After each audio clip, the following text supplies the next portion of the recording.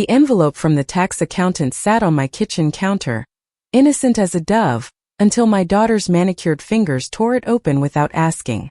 I watched Sarah's eyes widen, then narrow, as she scanned the numbers on my 1099 form. Her husband Derek leaned over her shoulder, and I saw his expression shift from curiosity to something that made my stomach turn. 63 years of careful privacy, of living modestly in my paid-off bungalow in Pasadena, of keeping my financial business to myself, shattered in the time it took Sarah to gasp and say, "Mother, you've been sitting on nearly $2 million while I've been struggling?" Before we jump back in, tell us where you're tuning in from. And if this story touches you, make sure you're subscribed because tomorrow, I've saved something extra special for you. The morning sun slanted through my kitchen window, highlighting the dust motes between us, and I realized that the daughter I'd raised, the girl who used to braid dandelions into crowns, had become someone I barely recognized. Sarah had let herself in using the key I'd given her for emergencies, though her arrival at 7 in the morning with Derek in tow hardly qualified. I'd been making my usual breakfast, oatmeal with cinnamon and blueberries, wearing my threadbare robe that Sarah always complained about. The accountant's envelope had arrived yesterday, and I'd left it on the counter to review later. I should have locked it away. I should have known better.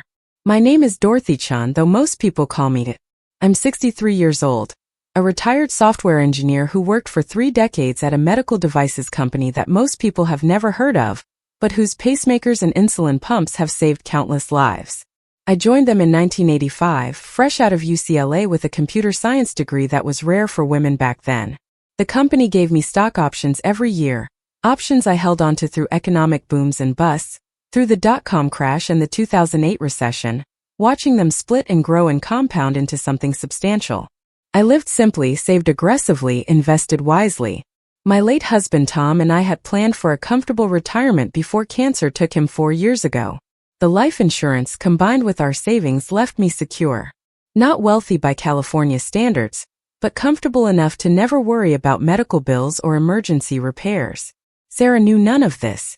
She knew I worked in tech, knew I'd done well enough to help pay for her college, knew I'd given her a generous check for her wedding 3 years ago. But the specifics of my finances were my business. I'd grown up poor, daughter of immigrants who cleaned houses and worked in restaurant kitchens, and I'd learned early that money was both precious and private. You didn't flaunt it. You didn't discuss it. You certainly didn't leave it lying around for people to see.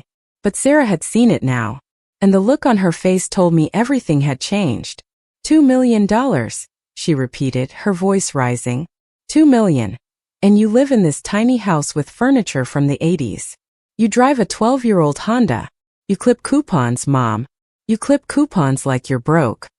I set down my coffee mug with deliberate care. Sarah, that's private financial information. You had no right to open my mail. I thought it might be important. I was trying to help. Her tone suggested she believed this or wanted to. Derek said nothing, but his eyes were calculating, doing math I could practically see scrolling across his face. Help with what, exactly? I didn't ask for help. You never ask for anything. Sarah pulled out one of my kitchen chairs and sat without invitation, Derek following suit. They looked absurdly out of place in my modest kitchen, Sarah in her designer athleisure that probably cost more than my monthly grocery budget, Derek in his real estate broker blazer with the sleeves pushed up to show his expensive watch. That's the problem, Mom. You never tell us anything. Did you know Derek and I are drowning in debt? I did know, actually. Sarah had mentioned their struggles in passing during our monthly phone calls. The house in Manhattan Beach they'd bought at the peak of the market, stretching themselves thin to afford the neighborhood. Derek's real estate business that had slowed during the interest rate hikes. Sarah's boutique marketing consultancy that sounded impressive, but apparently paid very little. The lifestyle they'd adopted to match their wealthy neighbors and clients. I'm sorry you're having financial difficulties, I said carefully. But Sarah, those are choices you made. The house, the cars, the private preschool for Emma even though she's only 3. So you expect us to what, live like you? Deny our daughter opportunities? Sarah's face flushed with anger I'd seen building for years, resentment she'd never quite voiced but that simmered beneath every comment about my simple life, my lack of interest in status symbols, my contentment with enough rather than excess. I expect you to live within your means, which is what I've always done. Within your means, Derek spoke for the first time, his voice smooth with the practice charm he used on clients. With all respect, your means are considerable. You're sitting on wealth that could change our lives, Emma's life. Private school, not just preschool but elementary, middle school, high school. College without loans. A house in a better neighborhood with better schools. You could give us all of that and still have more than you'd ever spend. The audacity of it stole my breath. This man, who I'd welcomed into my family despite my reservations about his flashy lifestyle and cavalier attitude toward money, sat in my kitchen telling me how to spend my savings. Savings I'd accumulated through 40 years of discipline, of brown bag lunches and modest vacations, of driving used cars and shopping sales and investing the difference. Those resources are for my retirement, I said, keeping my voice level though my hands trembled slightly. For healthcare, for long-term care if I need it, for emergencies. You're 63 and healthy as a horse, Sarah countered. You could live off the interest alone and never touch the principal. Mom, we're talking about helping your only daughter, and your only grandchild. Doesn't that matter to you? Of course it matters. But Sarah, I helped you with college. I gave you money for the wedding. I've given Emma gifts every birthday and Christmas. Gifts? Sarah laughed, and the bitterness in it cut me. You gave Emma a $50 savings bond for her last birthday, Mom. $50. One of her little friends got a custom playhouse that cost $5,000. Then perhaps you should examine the values you're teaching her. The silence that followed was arctic. Derek's jaw tightened. Sarah's eyes filled with tears that might have been genuine or might have been tactical. I'd lost the ability to tell. I can't believe you, Sarah. Whispered. Your own daughter is struggling, and you're lecturing me about values while you hoard money you'll never use. I'm not hoarding anything. I'm being responsible. Responsible would be helping your family. We're not asking for all of it, Mom. Just enough to get us stable. To pay down the mortgage, clear the credit cards, give us breathing room. How much is enough? I asked, though I already knew the answer would be more than I wanted to give and less than would actually solve their problems. Debt is rarely about the amount owed. It's about the habits and choices that created it. Writing a check wouldn't change those. Derek and Sarah exchanged a glance, some silent communication passing between them. They discussed this before coming here, I realized. This wasn't spontaneous. They'd planned this confrontation, perhaps even planned to let themselves in early, to catch me off guard, to find exactly what they'd found. $500,000, Derek said, would give us a fresh start. Pay off everything, put Emma in the right school, build my business back up. $500,000. Half of what I had in liquid assets. The number hung in the air like smoke, choking me. That's not a small amount of money. It's a quarter of what you have, Sarah said. And it would change everything for us. For Emma. Your granddaughter, Mom. Don't you want her to have advantages? Don't you want her to grow up in a safe neighborhood with good schools? She has those things now. Manhattan Beach is expensive to maintain. The house needs work.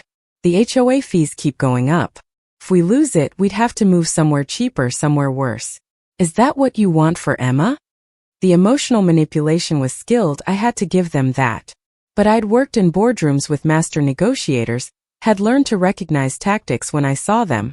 They were offering me a choice between being the villain who let her granddaughter suffer, or the hero who saved them all. There was no middle ground in their framing, no acknowledgement that they'd created this situation themselves. I need time to think about this, I said finally. What's there to think about? Sarah's voice rose again. We're your family. We need help. You have more than enough. This should be the easiest decision in the world. Nothing involving $500,000 is easy, Sarah. It is when it's family. She stood abruptly, her chair scraping against my worn linoleum. I thought you loved us. I thought we mattered to you. But apparently your bank account matters more. That's not fair. Fair. She laughed again, that same bitter sound. You want to talk about fair? Let me tell you what's not fair, Mom. Growing up watching you scrimp and save, being told we couldn't afford things, wearing thrift store clothes while you were apparently building a fortune. That's not fair. Finding out now when I'm struggling that you could have made our lives so much easier but chose not to. That's not fair. I provided everything you needed. Needed, but what about wanted? What about deserved? Sarah grabbed her purse, a designer bag I recognized from a magazine Emma had left at my house, probably worth $2,000. I'm leaving. When you decide that your daughter and granddaughter are worth more than numbers in an account, you know where to find us. Derek followed her to the door, then turned back. For what it's worth, that I think you're making a mistake. Family is everything. Money comes and goes, but you only get one daughter, one granddaughter. Think about what matters more. He said it kindly, reasonably, which somehow made it worse.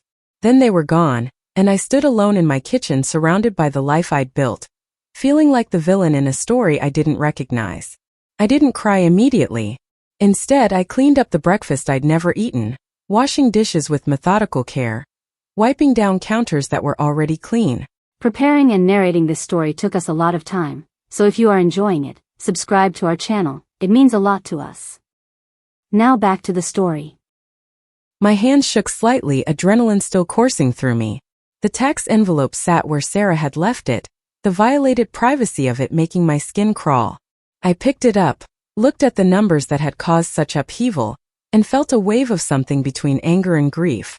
I worked so hard for this security. Started at that medical devices company making $32,000 a year, less than my male colleagues with identical degrees. Worked 60-hour weeks debugging software, testing systems, gradually earning respect and promotions in a field that didn't always welcome women. Tom and I had been partners in frugality, in delayed gratification, in building something solid. We'd bought this bungalow in 1987 for $90,000, a stretch at the time but manageable. We'd furnished it gradually from estate sales and discount stores, choosing quality over style, durability over trends. We'd driven used cars, taken modest vacations, brought lunches to work in brown paper bags.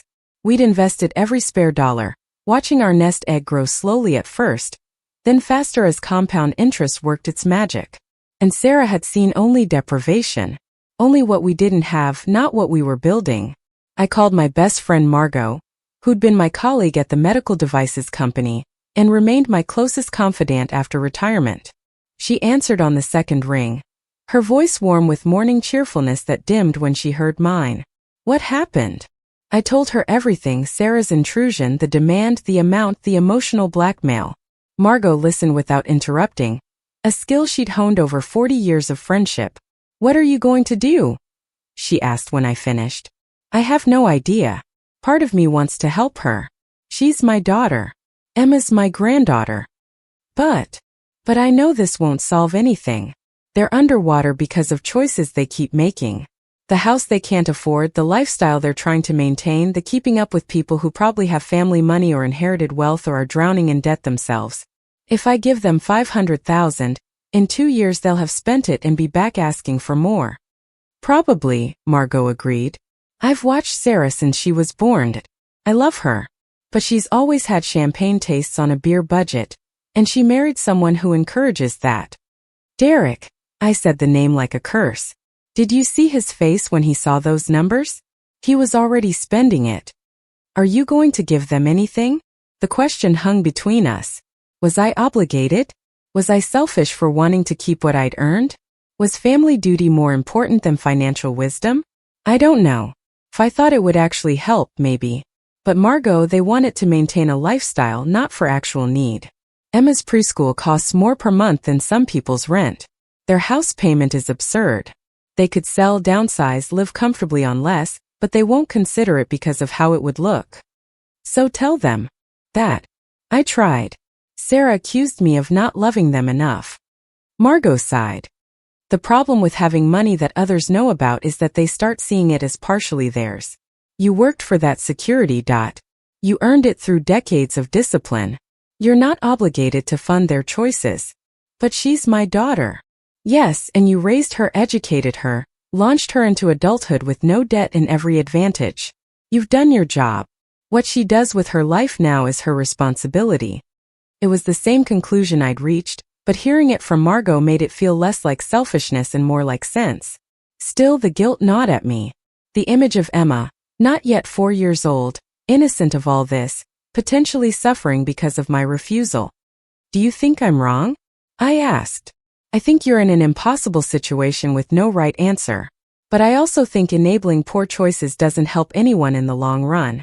If Sarah and Derek need to hit bottom before they change their habits, your money will only delay that reckoning, not prevent it. After we hung up, I sat with my coffee gone cold and made a decision. I would not give them the money they demanded. But I would make a different offer, one that addressed actual need rather than lifestyle maintenance. I would think carefully about what help looked like versus what enabling looked like. And I would have to live with Sarah's anger, with potentially being cut off from Emma, with being cast as the villain in their story. The hardest part was knowing I was probably right but feeling like I was wrong. 3 days passed with no contact from Sarah. No calls, no texts, not even the usual photos of Emma that she sent weekly. The silence was pointed, deliberate, a punishment for my refusal to immediately comply. I went about my routine, tending my small garden, meeting Margot for lunch, volunteering at the library's literacy program as I did every Thursday. But Sarah's absence was a presence, a weight I carried through every activity. On the 4th day, my phone rang at 6 in the evening. Sarah's name on the screen made my heart jump. I answered perhaps too quickly. Mom. Her voice was strained, teary. We got a letter from the bank. They're threatening foreclosure. We're 3 months behind on the mortgage. If we can't catch up within 30 days, we lose the house. The manipulation of it was so transparent I almost laughed. 3 months behind meant they'd been in trouble long before seeing my tax documents, long before this demand. This was the crisis they'd been hiding, the real reason for their sudden need. Why didn't you tell me this before? I was embarrassed. Derek kept saying he'd turn things around, that his business was just in a temporary slump. But Mom, it's not temporary. We're drowning. We'll be homeless. Emma will lose her school, her friends, everything. You won't be homeless, Sarah. Worst case, you sell the house, hopefully for more than you owe, and move somewhere more affordable. Move where? Do you know what rents are like now? We'd end up in some terrible apartment in a bad area. Is that what you want for your granddaughter? I want you to live within your means in a safe, clean home that you can actually afford. That's not punishment, Sarah. That's normal life for most people. Most people don't have mothers sitting on millions who could help but won't. The accusation stung because part of me wondered if she was right. Was I being principled or just stubborn? Was I teaching a lesson or being cruel? Tell me something honestly, I said. If I give you the money to catch up on the mortgage, what changes? Do you sell the house and move somewhere affordable? Does Derek find steady work? Do you cut back on expenses? Silence. Then quietly, we'd have breathing room to figure things out. That's not a plan, Sarah. That's a postponement. So you're saying no. Your daughter is about to lose her home and you're saying no. I'm saying I'm not giving you $500,000 to maintain a lifestyle you can't afford. But I am willing to help in other ways. What ways? Suspicion colored her voice. Come over tomorrow. Both of you. Let me see the full financial picture. Every debt, every expense, every income source. Let's work together to find a real solution, not just a temporary fix. You want to audit us? I want to help you build something sustainable. That means understanding the reality of your situation. Another long silence. I'll talk to Derek. Tomorrow at 10. And Sarah? This is an offer to help, not to judge. But I need honesty. Complete honesty. Can you do that? I guess we don't have a choice. You always have choices. That's the point. I hung up before she could respond, my hands trembling again, but this time with something like resolve. I would help, but on my terms, in a way that actually served them rather than just delaying consequences. That night, I pulled out a legal pad and started making notes. Questions to ask. Information to gather. Resources that might actually be useful. I'd spent 40 years solving complex problems through systematic analysis. This was just another problem, albeit one wrapped in emotion and family history and complicated love. I could do this. I could help without enabling. I could be both mother and teacher. I just had to be strong enough to withstand Sarah's anger when my help didn't look like what she wanted.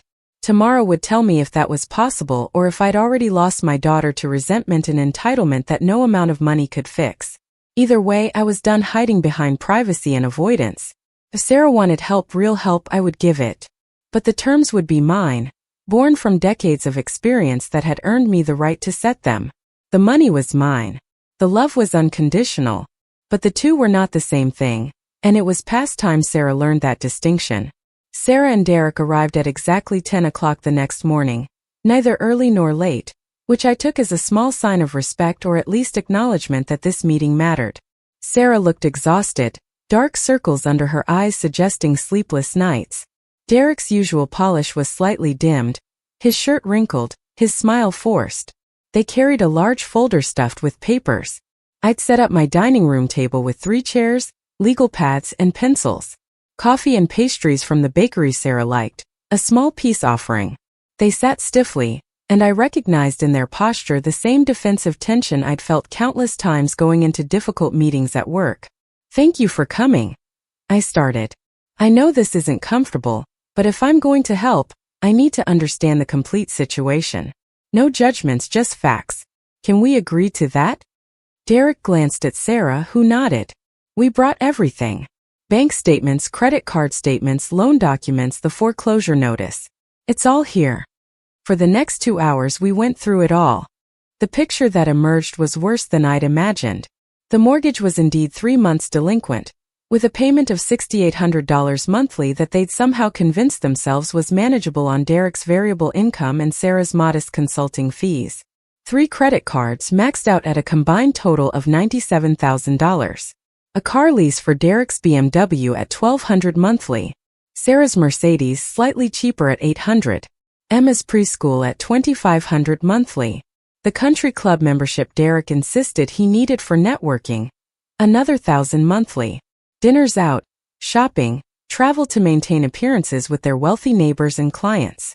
When I finished tallying it all, the monthly expenses came to over $19,000. Their average monthly income, based on the last 6 months, was about $11,000. "You're spending $8,000 more each month than you earn," I said, stating the obvious.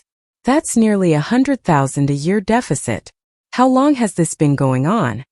"It got bad about 18 months ago," Derek admitted. "My sales dropped when interest rates went up. Fewer people buying, longer sales cycles. I kept thinking it would turn around." "And you didn't adjust your spending?" "We tried," Sarah said defensively. "We cut back on some things." I looked at the statements again. "What did you cut?" "We stopped taking big vacations. We eat at home more." "But you kept the house you can't afford, the cars you don't need, the preschool that costs more than some colleges, the country club membership." "Those aren't luxuries, Mom. They're investments. Derek needs the club for contacts. Emma needs quality education. The cars project success, which Derek needs for his business. Except his business isn't successful right now, so projecting success is just lying." The words came out harsher than I'd intended, but I was tired of euphemisms. "You're drowning because you're trying to look rich instead of being solvent." Derek's face reddened. "That's easy for you to say. You don't work in sales. Image matters. If I show up to show $1,000,000 homes in a Toyota, clients don't take me seriously. Then you're targeting the wrong clients. The actually wealthy people I've known don't care what you drive. They care about results." "Mom, please," Sarah interrupted. "We didn't come here to be criticized. You said you'd help." "I said I'd help you build something sustainable. That means facing reality." I pulled out a fresh legal pad. "Here's what I'm willing to do. I'll pay your mortgage for 6 months to stop the foreclosure. That's about $40,000. In exchange, you sell the house immediately. It's worth more than you owe, so you'll walk away with probably $100,000 after closing costs and realtor fees." "Sell our house?" Sarah looked stricken. "But where would we live?" "You use that $100,000 to pay off the credit cards and establish an emergency fund. Then you rent something affordable, ideally around $3,000 a month. That leaves you with a livable budget until Derek's income stabilizes." "Rent?" Derek's voice rose. "We'd be throwing money away. We'd never build equity." "You're not building equity now. You're building debt. Renting gives you flexibility and removes the maintenance costs, property taxes, and HOA fees that are crushing you." "What about Emma's school?" Sarah asked. "She's 3, Sarah. She needs love and attention, not a $2,500 a month preschool." Find a good public option or a more modest private one. There are excellent programs for a quarter of what you're paying. And the cars. Turn in Derek's lease, buy him a decent used car for cash from the house proceeds.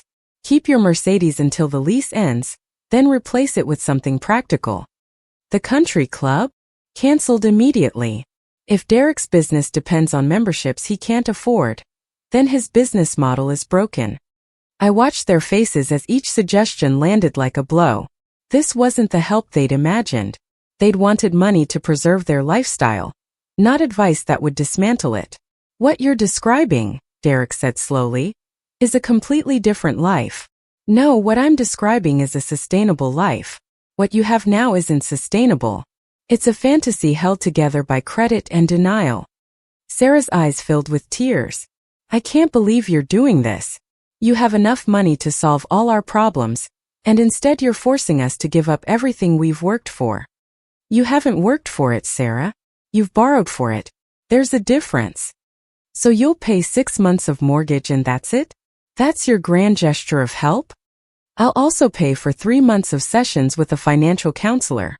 Someone who can help you build a budget, understand your relationship with money, and create sustainable habits. And I'll establish a college fund for Emma with $50,000 that can't be touched until she's 18. 50,000? Derek's voice dripped with irony. How generous. It's more than most grandparents give. And unlike the $500,000 you wanted, it will actually help Emma instead of subsidizing your inability to live within your means.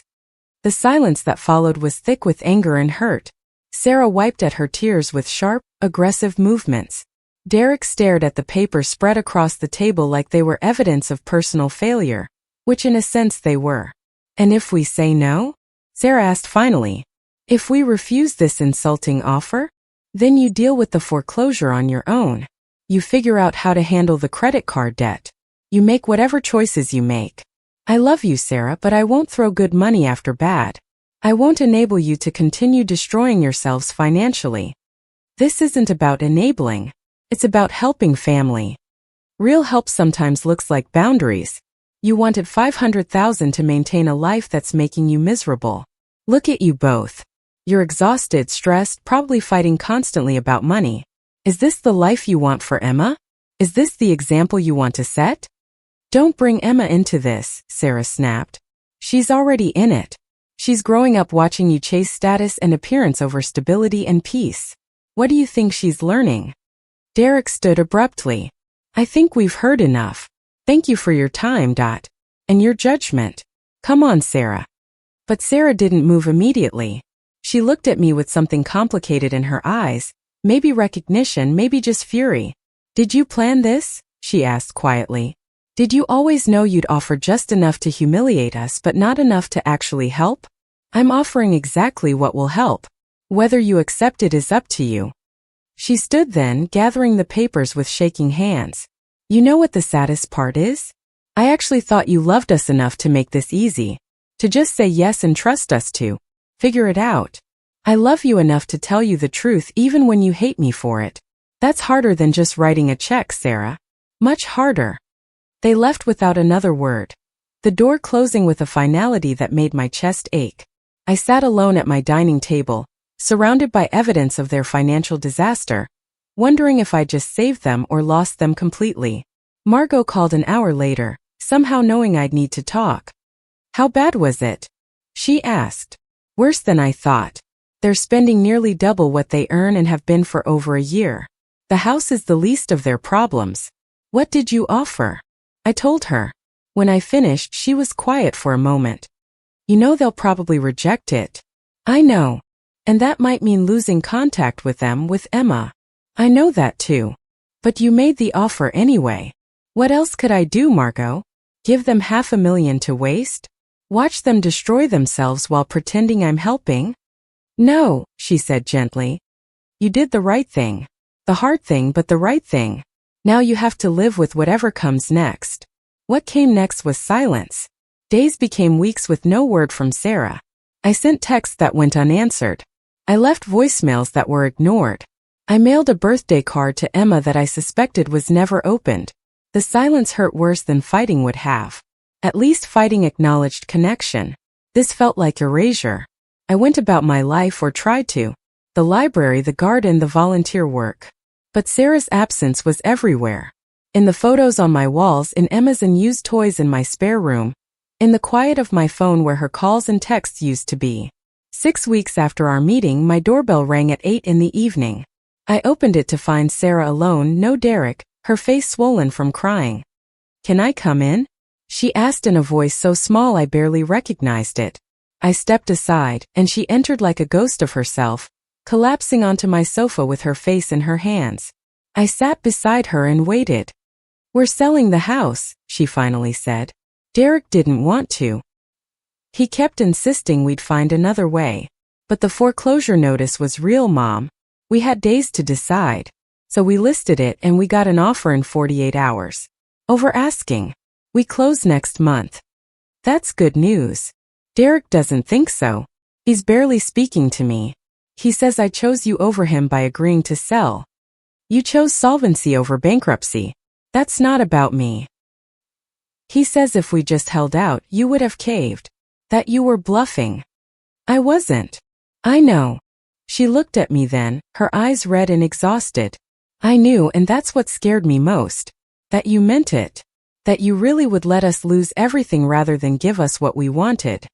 Not what you wanted, Sarah. What you thought you needed. There's a difference. She laughed bitterly. Derek thinks you're cruel. Punishing us. What do you think? I think, she paused, struggling with words. I think you might have saved us from something worse. I didn't want to admit it, but Mom, I was so tired. So stressed. Lying awake every night calculating how to juggle payments. Avoiding calls from creditors. Pretending everything was fine when I could barely breathe. Why didn't you tell me? Pride, maybe. Or shame. I wanted you to think I'd succeeded, that I'd built this perfect life. I didn't want to admit I was failing. I took her hand, squeezed it. You weren't failing, Sarah. You were drowning in a system designed to make you feel like you need more, more, more. That's not personal failure. That's cultural pressure. Derek loves that system. He loves the image, the projection. He thinks your offer is insulting.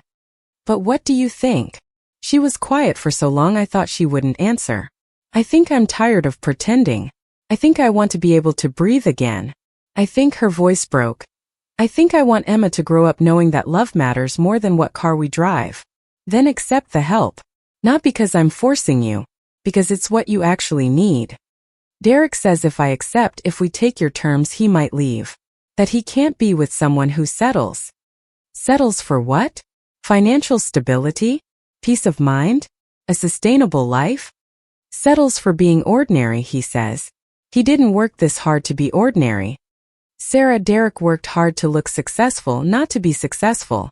Those are very different things. I'm starting to realize that.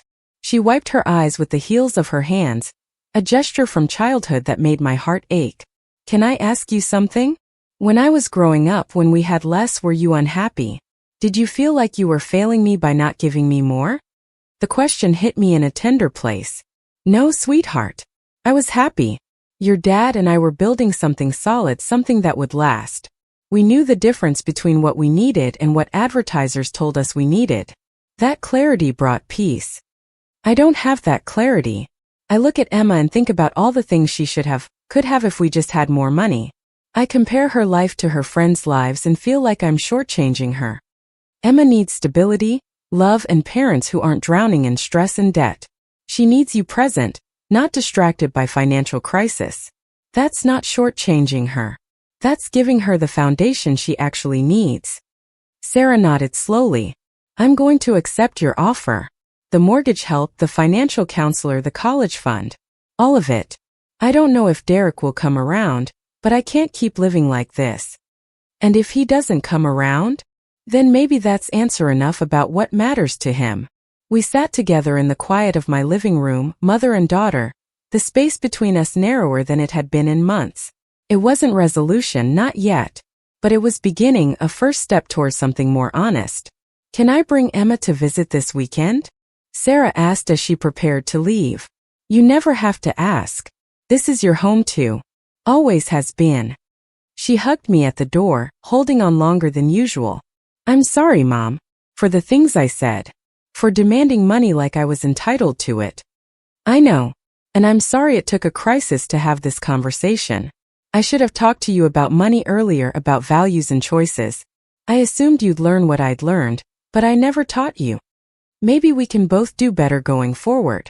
The house sold in 23 days for $60,000 over asking price, a small miracle in a market that had cooled considerably. Sarah called me with the news, her voice carrying a mixture of relief and grief that I recognized from my own experience selling the home Tom and I had shared. Places hold memories, and letting them go means confronting everything those walls witnessed. Derek had moved out 2 weeks before closing, taking his BMW and his resentment to a studio apartment in Marina del Rey that he could barely afford but insisted maintained his professional image. He told Sarah he needed space to think, which they both understood meant space to be angry without her watching. The separation wasn't official, no lawyers involved yet, but the shape of it felt inevitable to everyone except possibly Derek himself. I helped Sarah pack. We worked through rooms systematically, sorting belongings into categories labeled keep, donate, sell, and storage. Emma, oblivious to the weight of it all, treated the whole thing like an adventure, building forts from empty boxes and riding through the house on the rolling desk chair. She doesn't understand we're losing everything, Sarah said one afternoon, watching Emma play with packing paper instead of the expensive toys scattered around her. You're not losing everything. You're losing the weight of things you couldn't afford that were crushing you. Sarah picked up a crystal vase, part of a set she'd registered for at their wedding. Victoria gave us these. Baccarat crystal. $1,200 for 6 vases. Do you like them? She considered the question honestly. I always felt anxious having them. Worried Emma would break one, or I'd chip one loading the dishwasher. I kept them in the cabinet and never used them because they were too precious. So they brought you stress, not joy. When you put it that way, it sounds ridiculous. Most of what we think we need is ridiculous when we examine it clearly. The vases went in the sell pile, along with the designer handbags Sarah had bought to match her neighbors, the rarely worn heels that hurt her feet, the kitchen gadgets used once and forgotten. With each item released, I watched my daughter breathe a little easier. The physical unburdening creating space for emotional relief. The financial counselor I'd arranged turned out to be a woman named Patricia Vance, late 50s with warm eyes and the no-nonsense demeanor of someone who'd seen every money mistake possible. She met with Sarah twice a week, going through not just the numbers but the psychology behind them. Your mother was right about one thing, Patricia told Sarah during a session I attended at Sarah's request. This isn't really about money. It's about what you think money means. Status, security, worth.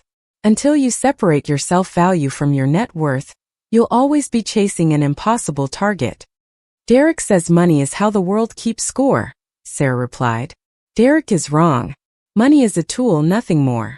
The world keeps score through relationships, through contribution, through the lives you touch. Your daughter won't remember what car you drove.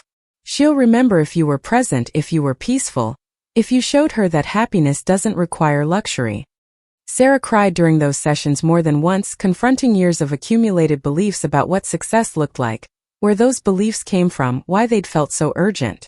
Patricia was patient but firm, refusing to let Sarah hide behind excuses or blame. You're not a victim of circumstances, Patricia said during one particularly difficult conversation. You're the product of choices. Good news is, you can make different choices starting right now. The rental Sarah found was a 3-bedroom townhouse in Torrance. Nothing fancy but clean and safe with a small yard for Emma. The rent was $2,800 monthly, less than half their previous mortgage payment. No HOA fees, no property taxes, no maintenance emergencies. The complex had a pool and playground where Emma made instant friends with other children who attended the public preschool down the street. That preschool cost $300 monthly, a fraction of the Manhattan Beach Academy. Sarah agonized over the decision, convinced she was damaging Emma's future, until she visited and watched Emma playing happily with children from different backgrounds, learning and laughing without any awareness that this was supposed to be inferior. She seems fine, Sarah admitted to me after the first week. More than fine. She's excited to go every morning. Children are remarkably adaptable when their basic needs are met. Love, safety, attention. Everything else is negotiable. Derek visited Emma every other weekend, picking her up in the BMW he couldn't afford and taking her to restaurants and activities designed to prove that his way of life was superior. He'd show up at Sarah's townhouse and make comments about the neighborhood, the smaller space, the lack of amenities. Sarah bore it with increasing strength, her weeks with Patricia giving her tools to respond without engaging. Derek wants me to feel like I failed, she told me during one of our now regular coffee mornings. But I don't feel that way. I feel like I escaped something that was killing me slowly. 3 months into the new arrangement, Derek showed up unannounced demanding to talk. Sarah called me and I came over, parking discreetly down the street but staying close in case she needed support. Through the window I couldn't see details but I could see body language, Derek's aggressive gestures, Sarah's still posture, Emma playing in her room unaware of adult tensions. The conversation lasted an hour. When Derek left, slamming the door hard enough that I heard it from my car, I waited 5 minutes before going to check on Sarah. I found her sitting on the floor of her living room, not crying but looking shell-shocked. He wants to reconcile, she said without preamble. Says he's realized what matters, that he misses me and Emma, that we can make it work. What did you say? I asked what would be different, what had changed in him that would prevent us from ending up right back where we were. And he said he's learned his lesson, that he understands now about living within means. But then he started talking about how once his business picks back up, once we rebuild we could buy another house, maybe not Manhattan Beach but somewhere nice, somewhere that reflects success. So nothing has changed. No. He still thinks the problem was circumstances, not choices. He thinks once external conditions improve we can go back to the life we had. What do you think?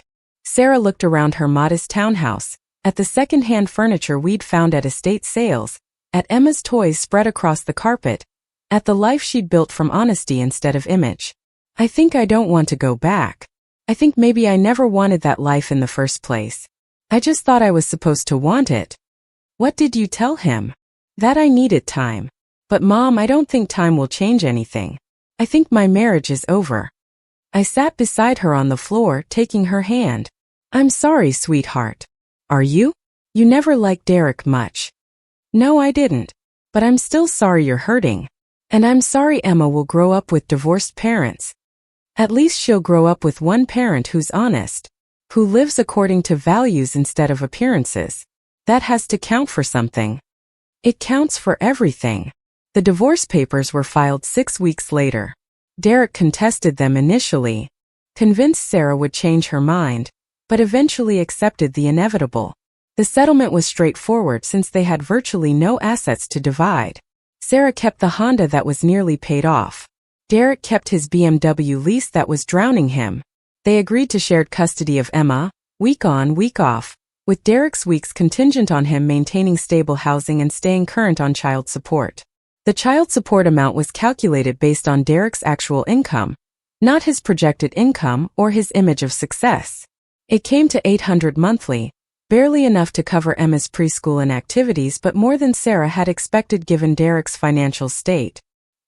He's furious about it, Sarah told me after the court hearing.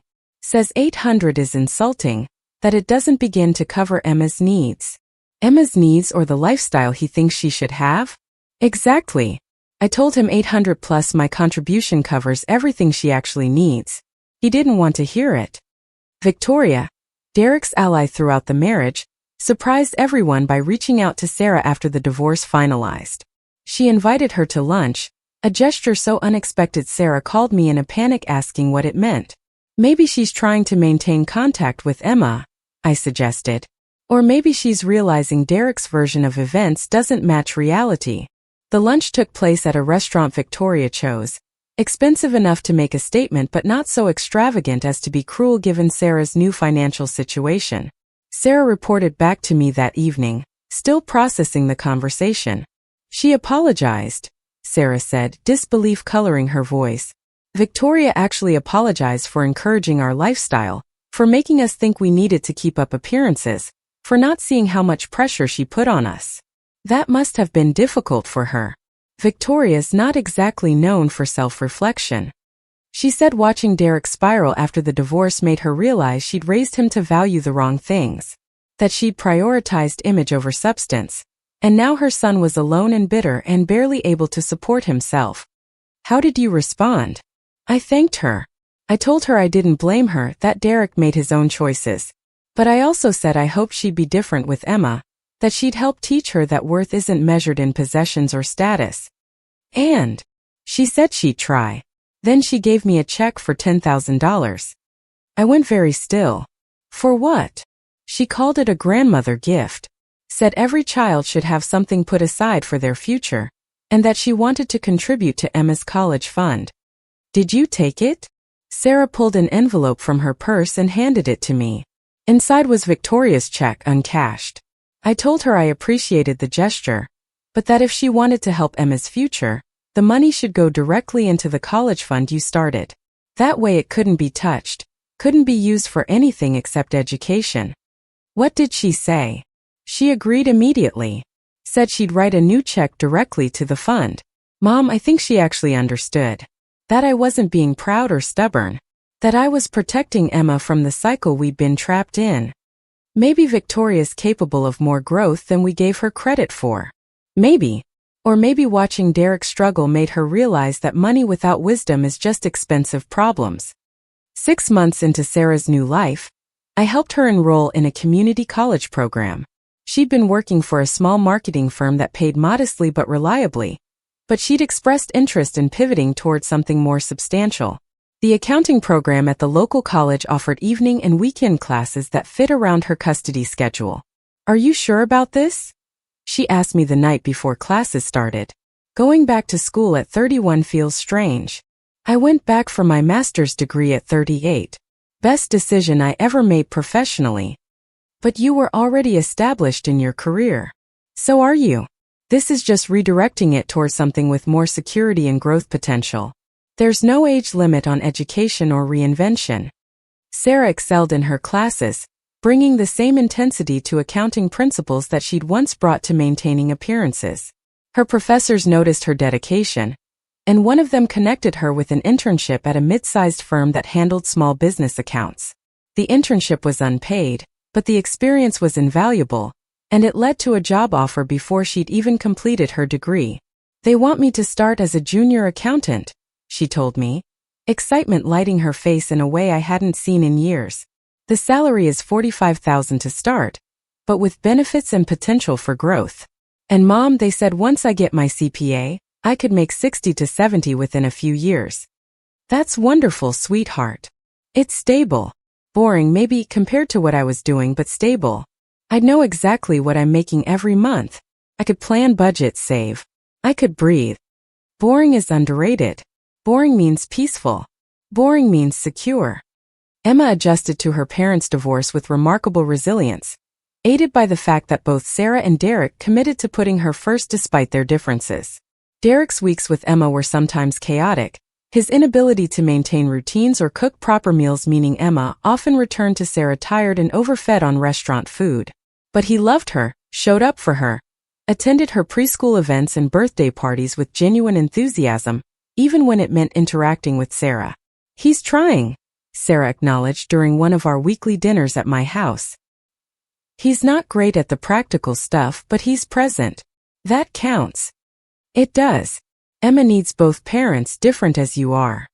Different is an understatement. Derek still lives in a studio that costs more than my townhouse. He drives the BMW he can barely afford. He takes Emma to expensive places when he has her, then complains he can't afford child support. But he pays it? Mostly. He's been late twice, but he paid. And he called to explain both times, which is more than I expected. People can surprise you. Sometimes even Derek. 1 year after Sarah moved into the townhouse, she invited me to a small celebration.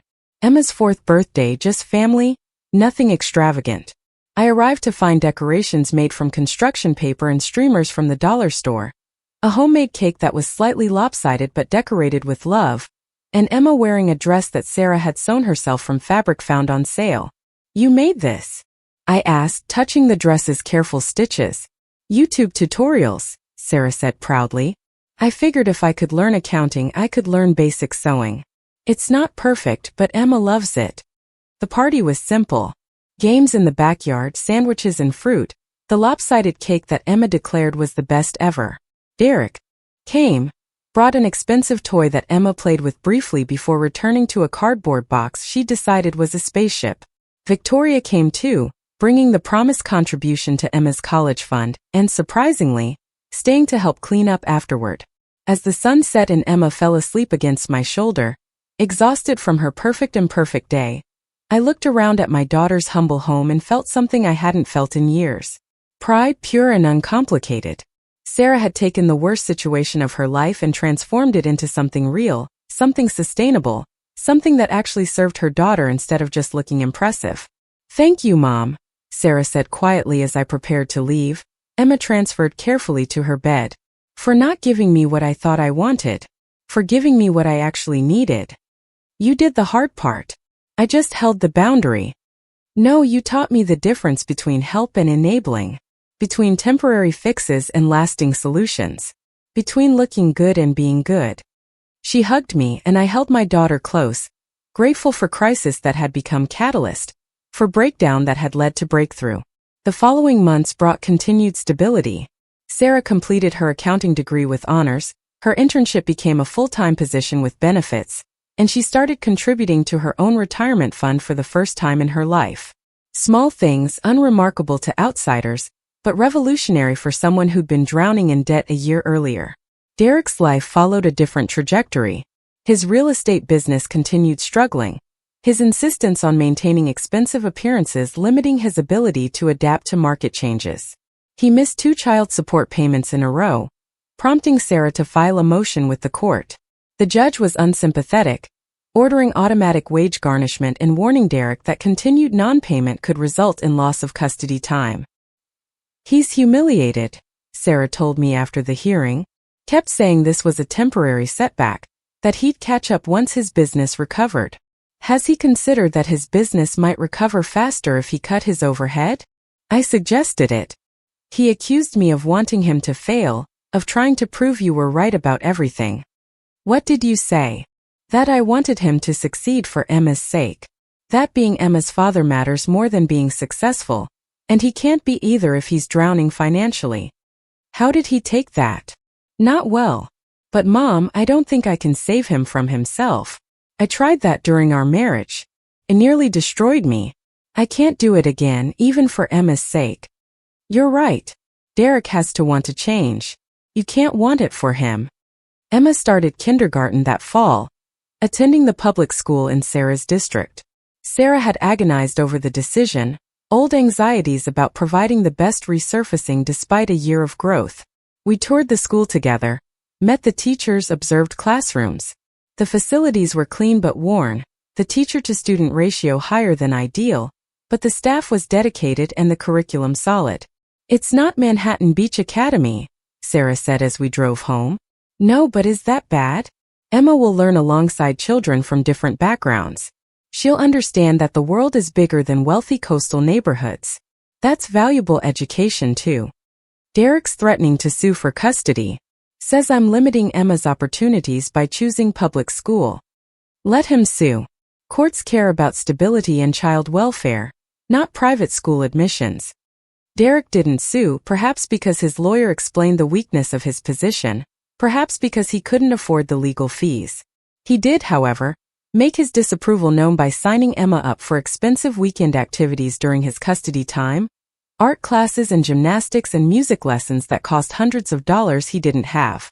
He's trying to prove he provides better opportunities, Sarah explained when Emma came home excited about her new art class. The teacher says she has talent, that she could develop it with the right instruction. Does Emma enjoy it? She loves it. But Mom, the class costs $250 a month. Derek can't afford that. He's already behind on child support again. Then he'll have to make a choice. But that's his choice, not yours.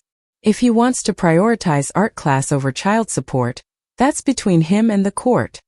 The situation came to a head 3 months later when Derek showed up at Sarah's townhouse with Emma and a black eye. Sarah called me immediately, And I drove over to find Derek sitting on her couch holding an ice pack to his face while Emma played in her room. What happened? I asked, though I suspected I knew. I couldn't make rent, Derek said, his voice flat. Landlord came by with an eviction notice. I argued. Things got physical. Did you call the police? And say what? That I attacked my landlord when he tried to evict me for non-payment? I'm the one in the wrong here. Sarah sat across from him, her face a mixture of concern and exasperation. Where are you staying? My car for now. I can't afford a motel. Derek, you have to figure this out. You can't have Emma if you're homeless. I know. He lowered the ice pack, revealing a swollen, purpling eye that would take weeks to heal. I know I've messed everything up. The marriage, the house, now this. I just kept thinking if I could maintain the image, the success would follow. But it didn't. It was the first honest thing I'd heard Derek say in the 3 years I'd known him. Sarah seemed to recognize it too, her expression softening slightly. You need to file bankruptcy, she said gently. Clear the debts you can't pay, start fresh. And Derek, you need to find a job with steady income. No more chasing commissions and image. Stability matters more than prestige. I'm a real estate broker. That's who I am. No, you're Emma's father. That's who you are. Real estate is just what you do, and if what you're doing isn't working, you find something else. Derek looked at her, then at me. His facade of confidence completely shattered. I don't know how to do anything else. I've been in sales since college. It's all I know. Then learn something new, I said, surprising myself by feeling sympathy for this man I'd never particularly liked. Sarah went back to school at 31. Started over in a new field. It's not too late for you either. What would I even study? What could I do? Sarah pulled out her laptop.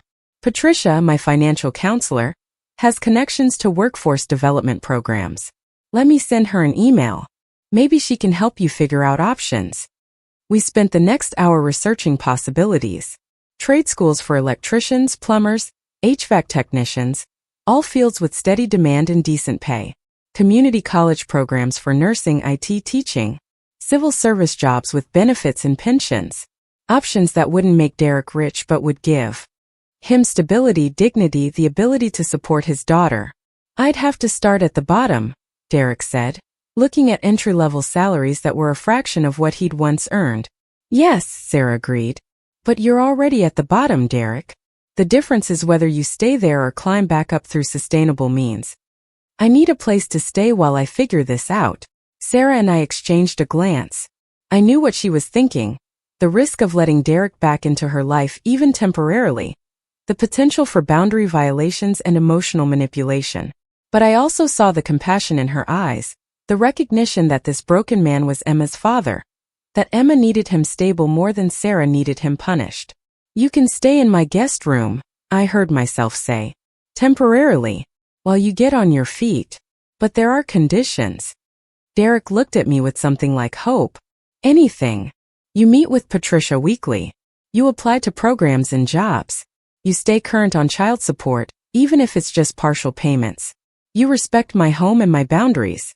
And the moment you slip back into old patterns, you leave. Agreed? Yes. Thank you, Dorothy. Really, thank you. Don't thank me yet. If you mess this up, you won't get another chance. Derek moved into my guest room that night, bringing only the clothes in his car and a battered sense of self that would take months to rebuild. Sarah was skeptical, warning me I was being too generous, that Derek would take advantage. But I'd seen something in his eyes when he looked at Emma that reminded me of Tom, of fatherhood done right, of potential buried under poor choices. He might disappoint you, Sarah said as we stood in my driveway after settling Derek in. Probably. But he might surprise us too. Either way, Emma deserves a father who's present and stable. If I can help make that happen, I should try. When did you become so forgiving? I'm not forgiving anything. I'm investing in Emma's future. Derek is part of that future whether we like it or not. Better he's stable than homeless. Living with Derek was exactly as awkward as expected. He was accustomed to chaos and disorder, leaving dishes in the sink and towels on the bathroom floor, small violations that grated on my carefully maintained routines. But he also genuinely tried, in ways that surprised me. He started cooking dinners as payment for room and board, simple meals that gradually improved as he consulted YouTube videos and cooking blogs. He kept his space clean after I addressed it once. He was unfailingly polite, almost excessively so, as if worried I'd change my mind and evict him. Patricia took him on as a client, not charging for her services after I explained the situation. They met twice weekly, going through Derek's finances with the same ruthless honesty she'd used with Sarah. The picture was worse than he'd admitted, over $200,000 in accumulated debt when you counted the car, credit cards, and personal loans he'd taken from friends. Bankruptcy is your only realistic option, Patricia told him in a session I attended at Derek's request. Chapter 7 will eliminate most of this. You'll lose the car, but Derek, that car was an anchor drowning you anyway. It's my identity, Derek protested weakly. No, it's a leased BMW. Your identity is what you choose it to be, and right now you need to choose stability over status. The bankruptcy filing took 6 weeks to process. Derek attended the mandatory counseling sessions, met with trustees, provided documentation for debts he'd accumulated through years of living beyond his means. The judge discharged everything except the child support arrears, which would follow him until paid in full. I feel like I failed, Derek admitted one evening as we sat on my back patio watching the sunset. Like everything I built was fake. It was fake, I said, not unkindly. But that doesn't mean you can't build something real now. How? I'm 34 years old, bankrupt, living in my ex-wife's mother's guest room. Real estate was my identity. Without it, I don't know who I am. Then this is your chance to figure that out. Not who you think you should be, not who impresses other people. Who you actually are. He applied to a trade school program for HVAC technicians, a 9-month intensive course that would certify him for residential and commercial installation and repair. The tuition was $8,000, covered partially by workforce development grants and the rest by a payment plan. He'd graduate with marketable skills, immediate job prospects, and the potential to eventually start his own business built on actual expertise rather than image. I'm going to be crawling around attics and basements, he said when he got his acceptance letter. Getting dirty manual labor. It's so far from where I thought I'd be. Where you thought you'd be wasn't making you happy, I pointed out.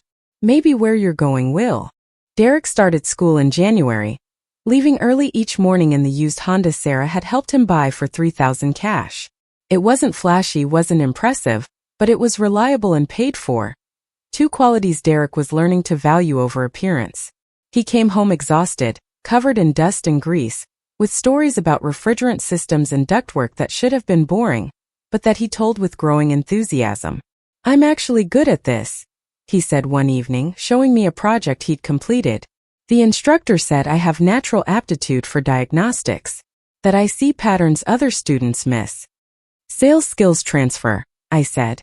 Reading situations, problem solving, connecting with people. You're using what you already had in a different context. I never thought of it that way. Emma's custody schedule adjusted to Derek's school requirements, with Sarah taking weekdays and Derek taking weekends once he had stable housing. He moved out of my guest room after 4 months, into a modest apartment in Gardena that cost $1,200 monthly, exactly what he could afford on his student loan stipend and the part-time job he'd taken delivering pizza on weekend evenings. I'm delivering pizza at 34, he told Emma when she asked about his job. You know what? There's honor in any honest work that pays the bills. I heard this third hand from Sarah, who reported that Emma had come home thoughtful, asking questions about money and jobs and why Daddy had changed so much. Sarah handled it with grace, explaining that Daddy was learning important lessons, that sometimes adults make mistakes and have to work hard to fix them. She asked if Daddy was poor now, Sarah told me. I said Daddy is learning to live within his means, which is actually rich in the ways that matter. What did she say? That Daddy seems happier. That he smiles more now even though he's tired. 3 months before Derek's graduation from trade school, one of his instructors connected him with a commercial HVAC company looking to hire technicians. The job offered $45,000 annually to start, with benefits, overtime opportunities, and a clear path to senior technician at $60,000 within 3 years. Derek interviewed and was offered the position pending his certification. I haven't made $45,000 since my first year in real estate, Derek told me when he shared the news. Back then I thought it was nothing, barely survival money. Now it feels like wealth. Perspective changes everything. I'm sorry, Dorothy, for how I treated you, for demanding your money, for thinking you were cruel when you were actually teaching the only lesson that could have saved me. You weren't ready to hear it then. You had to learn through experience. Sarah says you offered to pay my first month's rent at the new place. You don't have to do that. I know I don't have to. I want to. Consider it a graduation gift. Why? After everything, why are you helping me? I thought about the question, about the months of watching Derek transform from arrogant to humble, from focused on image to focused on substance. Because Emma needs her father. And because redemption is always worth investing in. Derek graduated third in his class, passed his certification exams on the first try, and started his new job the following Monday. He showed up to Emma's kindergarten graduation wearing his work uniform, a stark contrast to the other fathers in their business casual attire. But when Emma spotted him and ran over shouting "Daddy" with pure joy, status and appearance didn't matter. Only the look on Derek's face, proud and present and finally, genuinely successful in the ways that actually counted. Sarah's accounting career progressed steadily. She made junior accountant after 18 months, her salary increasing to $52,000 with performance bonuses that added another $5,000 to $8,000 annually. She started contributing to Emma's college fund, matching my annual contributions dollar for dollar. The fund that had started with $50,000 had grown to nearly $90,000 between contributions and market gains. Emma will have options, Sarah said one evening as we reviewed the account statements. Real options, not just dreams funded by debt. That's what I hoped for when I started it. I used to resent that you wouldn't just give us the money we wanted. I thought you were punishing us. Now I understand you were protecting us from ourselves. I was protecting Emma's future from your present choices. Same thing, really. Sarah smiled, the expression soft and genuine. I need to tell you something. I'm buying a house. A house. I tried to keep the concern from my voice. Sarah, are you sure you're ready for that? Not in Manhattan Beach, she laughed. In Torrance, 3-bedroom, 2-bath, built in the 80s. Nothing fancy, but the mortgage payment would be about the same as my current rent, and I'd be building equity. You've run the numbers? With Patricia's help, yes. Mortgage, taxes, insurance, maintenance fund, everything. It's tight but manageable, and Mom, I want Emma to have stability. A place that's ours, that she can grow up in without worrying we'll have to move. Then I think it's wonderful. Let me know if you need help with the down payment. I have the down payment. I've been saving for 2 years. But thank you. For offering, for teaching me to save, for everything. The house closed in October. A modest single story with a backyard big enough for Emma's swing set, and a garden Sarah planned to start in spring. It needed cosmetic updates, paint and new flooring, but it was structurally sound and in a safe neighborhood with good schools. Derek helped with the move, bringing his new skills to fix minor plumbing issues and install ceiling fans in the bedrooms. Look at us, Sarah said as we unpacked boxes in her kitchen, co-parenting like functional adults, living in homes we can actually afford, raising a happy kid. 2 years ago, none of this seemed possible. 2 years ago, you weren't ready for it. Now you are. Because you held the line.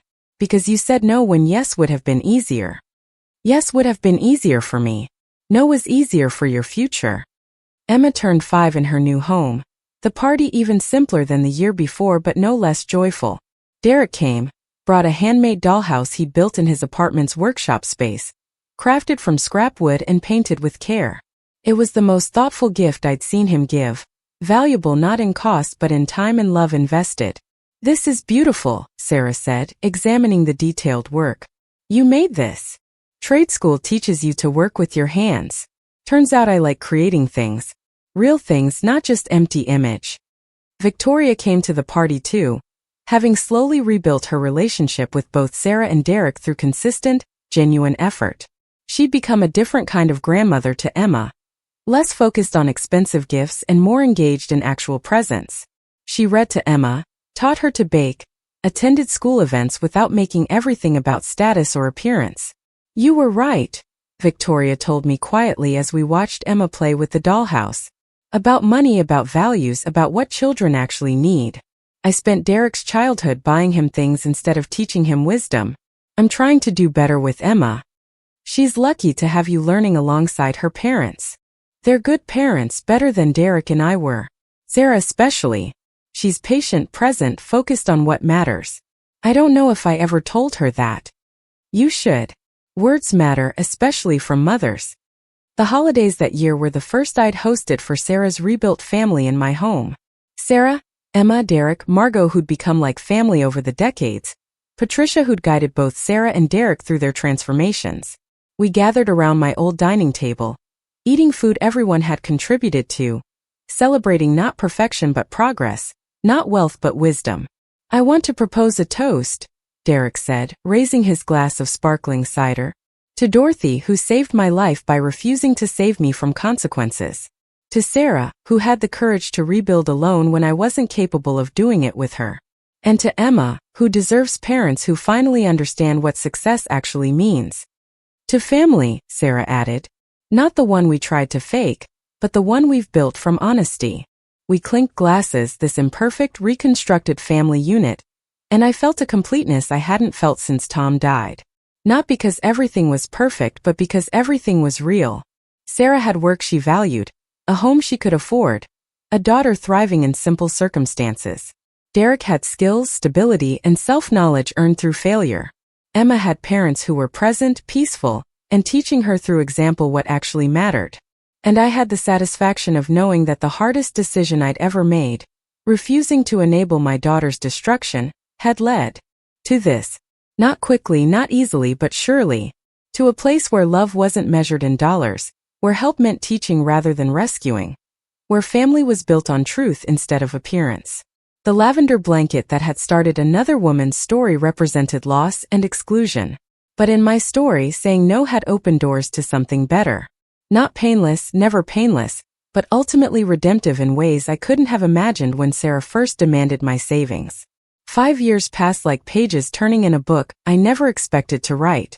Sarah became a senior accountant, her salary reaching $78,000 with benefits that provided security she'd never known during her marriage. Emma thrived in 3rd grade, a bright child who understood the value of effort over entitlement because she'd watched her parents rebuild from rubble. Derek surprised everyone by opening his own HVAC business after 3 years of working for others. Not the flashy empire he'd once dreamed of, but a solid operation with 2 employees and steady contracts. He drove a work van with his company name painted on the side, pride evident in every job completed with integrity. He paid his child support on time every time, and had even started contributing extra to Emma's college fund. The transformation wasn't dramatic in any single moment. It accumulated through countless small choices, through Sarah packing lunches instead of eating out, through Derek choosing substance over style, through Emma learning that happiness came from connection rather than possession. They'd become people I respected, not just people I loved. On Emma's 8th birthday, Sarah invited me to lunch without Derek or Emma present. We met at a quiet cafe, and she slid an envelope across the table. Inside was a check for $40,000. What is this? I asked, though I knew. Partial repayment. For the mortgage help, for letting Derek stay with you, for Patricia's counseling. I've been calculating what you invested in saving us. This doesn't cover everything, but it's a start. Sarah, I never expected repayment. That was help, not a loan. I know. But Mom, I need to do this. I need to prove to myself that I can give back what was given to me. That the cycle changes with me. I looked at my daughter, this woman who transformed from entitled to empowered, and understood that accepting the check was as important as offering the help had been years ago. Both were about dignity, about agency, about breaking patterns. Then I accept with gratitude and pride. We sat together in comfortable silence. 2 women who'd survived crisis by choosing truth over comfort. Sarah had learned that wealth without wisdom was poverty dressed up. I'd learned that sometimes the cruelest kindness is saying yes when no would teach the lesson that saves a life. Emma would grow up knowing her grandmother loved her enough to risk being hated. That her mother loved her enough to choose struggle over shortcuts. That her father loved her enough to rebuild himself from broken pieces. That inheritance, built on honesty rather than dollars, was worth more than any amount I could have given them 5 years ago. Up next, you've got 2 more standout stories right on your screen. If this one hit the mark, you won't want to pass these up. Just click and check them out.